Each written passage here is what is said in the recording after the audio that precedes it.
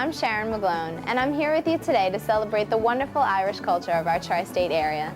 This is beautiful Hofstra University, where today we are all Irish as we celebrate the second annual Irish Festival.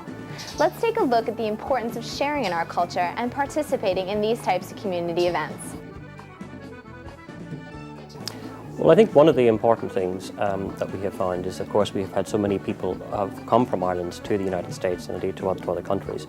And when they come here, they've developed their new lives and they've got a great, I think, sense of dedication to the new land that they're here. But they also reach out and help each other when they're here. And so very often you find that a lot of people who come, there's an established network of friendships there, which actually helps them quite a lot in order to establish themselves in the new country. I grew up in a town that had its roots in German and Irish immigrants, so I have a personal feeling of satisfaction. But it's more than that.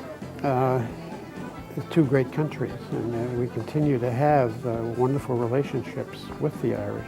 I think that when people share in their cultures, they get a better understanding of each other. And what happens with all the prejudice that we do have would probably be eliminated if we could know other cultures. The first Irish immigrants arrived here during our colonial period. The 19th century brought large concentrations of the Irish to Manhattan and Brooklyn. By the 20th century, the Irish community had expanded into Bronx, Queens, and Newark. Eventually, many looked towards the suburbs. They found work in civil service positions and became very politically active. The ties between Ireland and the United States remain very strong. Let's meet some people who are involved in this wonderful culture. From a philosophical and a historical standpoint, there are obviously great similarities between the two cultures. In Ireland, and this of course is true of the United States too, there's a great strand of independent thinking, and that's what the philosopher George Berkeley had in mind when he wrote in the 18th century, "We Irish think differently." Historically, this might have something to do with the fact that both countries struggled against an oppressor, against the colonial power of Britain. On the other hand, there are certain differences. It's still the case today in Ireland that people tend to live in small communities. Families don't move around all that much. People live at home until they're well into their 20s or 30s. And this can have a comforting sort of effect. It gives you a place in your community. But that very same thing can also have an oppressive effect. So if somebody tries to behave differently or somebody does something new, there are lots of people around who will be able to say, "Oh, I remember him when he had no shoes on his feet," or "I remember her grandmother and she was no better than she should have been." I got the opportunity to host a radio show here in New York, and we started a guest host for a couple of weeks. Then all of a sudden the radio station got a couple of phone calls, one or two maybe, to entice people to turn the radio on a little bit more. There was a guy on Irish radio actually playing something that wasn't traditionally Irish all the time. So I was playing a Nashville sound, which was very big in Europe at that time and continues on to this day. And I continue to play it, and I like that kind of thing. But I also go back to traditional sounds such as your Irish tenor and your Irish ballads.